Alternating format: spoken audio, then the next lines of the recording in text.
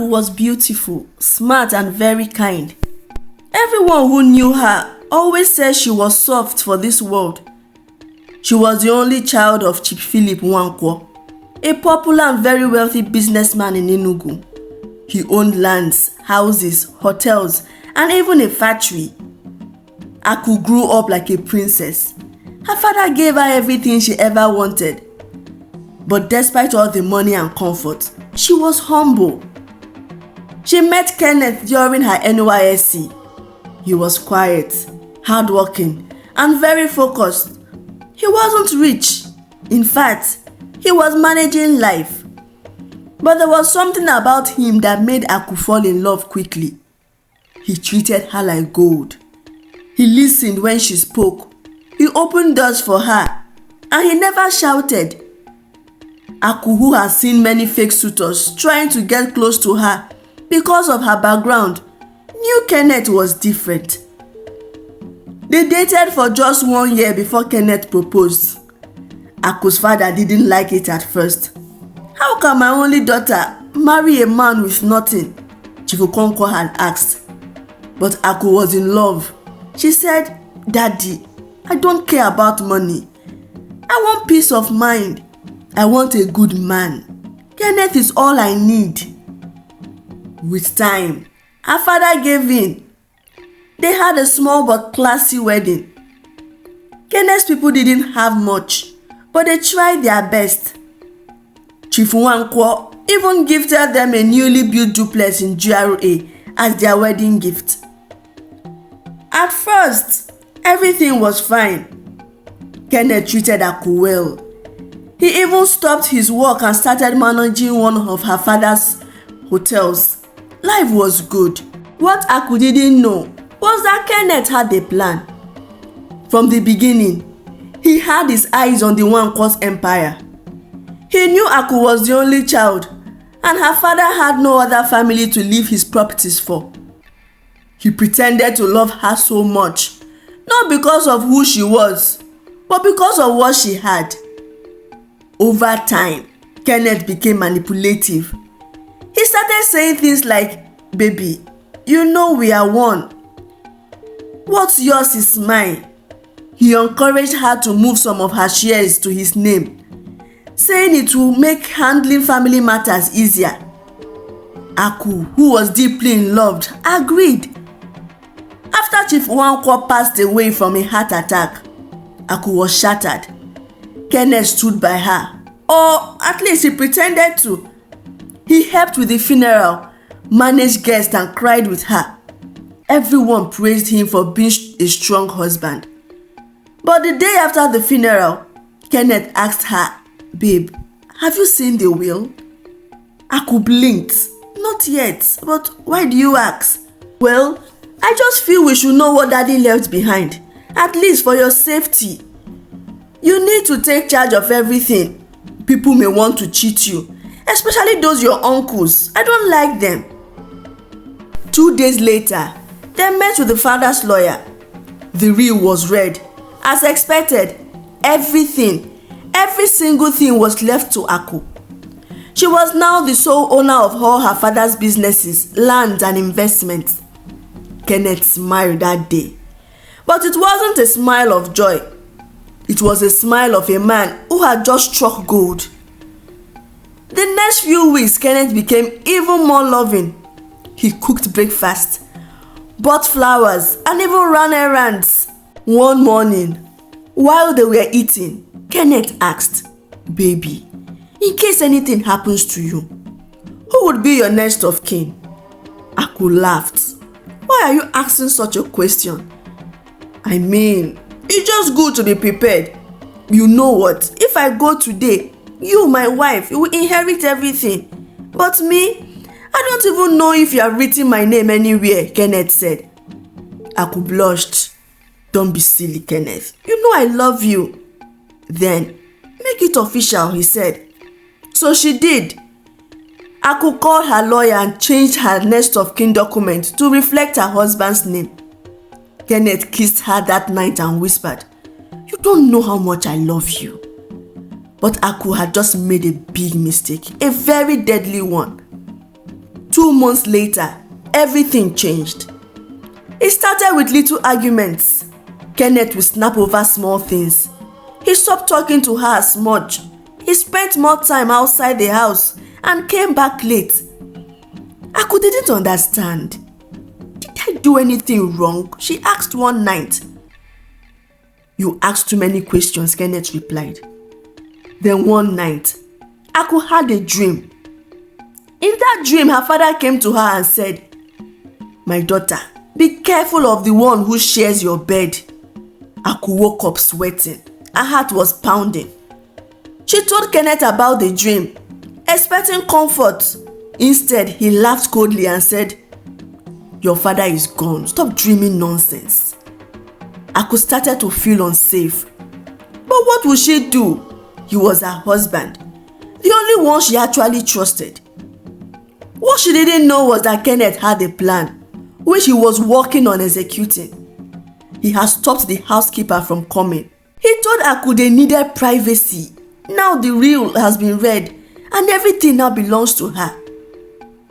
One rainy night, Aku made her favorite soup, her soup and fufu. She begged Kenneth to eat with her. But he refused. He just sat across from her watching her eat and handed her a glass of juice. After dinner, she felt sleepy, very sleepy. Let me help you to bed, Kenneth said gently. But she didn't know that he has crushed sleeping pills into her juice. By midnight, Kenneth came into the room with gloves on. He looked at her face. The face that once smiled at him with so much love. The woman who trusted him blindly. He whispered, I'm so sorry, but I have to do this. Kenneth placed a pillow over Aku's face and pressed it.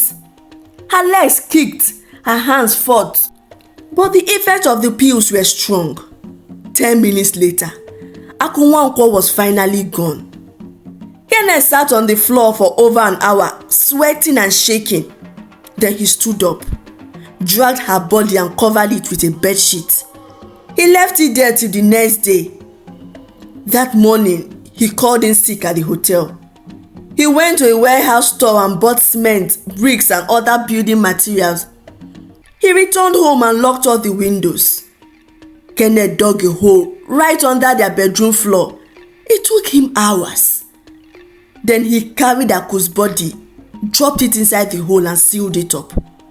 He placed a rug over it and rearranged the room like nothing had happened. For the first few days, Kenneth acted normal. He went to work, greeted the staffs and even laughed with guests. When people started asking about Aku, he smiled and said she traveled to Abuja to sort out some documents about her late father's property. Nobody suspected anything. After all, she has been quiet since her father died. Everyone believed she just needed some space. He even told Aku's best friend Amaka not to call her too often. She just needs peace, he said. Don't worry, Aku will reach out to you when she's ready. But Kenneth didn't know one thing. Amaka and Aku always share their location with each other. It was something they started doing long time ago, just for safety, as they were billionaire kids. 1 week passed, and Amaka noticed Aku's location had not changed once. It remained stuck at home, which was very strange. Amaka tried calling again, no answer. Then she sent a message. Babe, just send a voice note. Even if it's 1 second, I just need to know you are okay. But yet there was no reply. Amaka's heart started beating fast. Meanwhile, Kenneth had already started the process of transferring Aku's asset to himself. He showed up at Aku's late father's lawyer's office with papers showing that he was now her next of kin. The lawyer, Mr. Obasi, was surprised. Kenneth, why are you in a hurry? He asked. Kenneth smiled. We are just trying to sort things out, Elisa. You know how families can be. I don't want strangers coming for what is rightfully ours. My wife and I. But Mr. Obasi was uncomfortable. He had known Aku since she was a child, and something felt wrong. He told Kenneth he needed to speak with Aku directly before making any major moves. Kenneth agreed, but he never meant it. That night, Kenneth came home, poured himself a glass of wine and turned on the TV.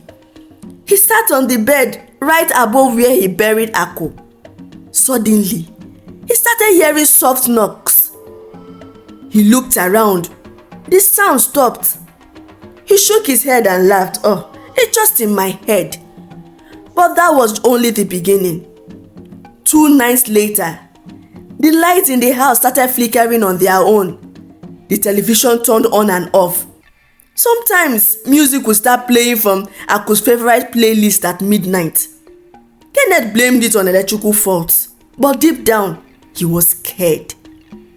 One night, he was laying on the bed scrolling through his phone when he felt the mattress sink slightly, like someone had sat beside him. He turned sharply. No one was there. He jumped off and ran to switch on the light. The bulb flickered, then exploded. Kenneth screamed. The next morning, he went to a native doctor. The man listened carefully and asked, "Did you harm someone who trusted you?" Kenneth was speechless. "Her spirit is not resting," the native doctor said. "You buried her inside the house. You must take her out and do the right thing, or you would never know peace." But Kenneth refused. "I don't believe in all this," he told himself. "I think it's just guilt."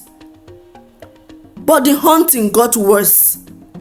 Meanwhile, Amaka finally decided to visit the house unannounced. She came around 4 p.m. on a Wednesday. She knocked.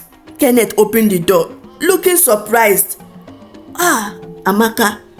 "What a surprise," he said. He was trying to smile. "I have been calling Aku.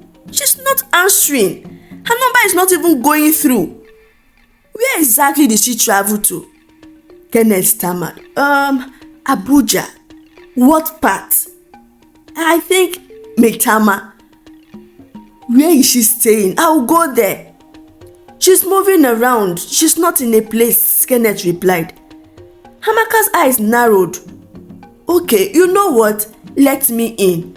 I need to pick up something I left in her bedroom last time I visited." Kenneth hesitated. "No, the room is locked and I cleaned it and locked it up. You know how Aku can be. She likes her space." "Open it," Amaka said. "We are like sisters." Kenneth shook his head. No, you can come in another day when she's fully at home." Amaka walked away that day, but she was not satisfied. The next day, she called Mr. Obasi, the lawyer, and told him everything. Her voice was shaking. "Sir, I think something is wrong. Kenneth is hiding something. Aku would never disappear like this without telling me." Mr. Obasi agreed.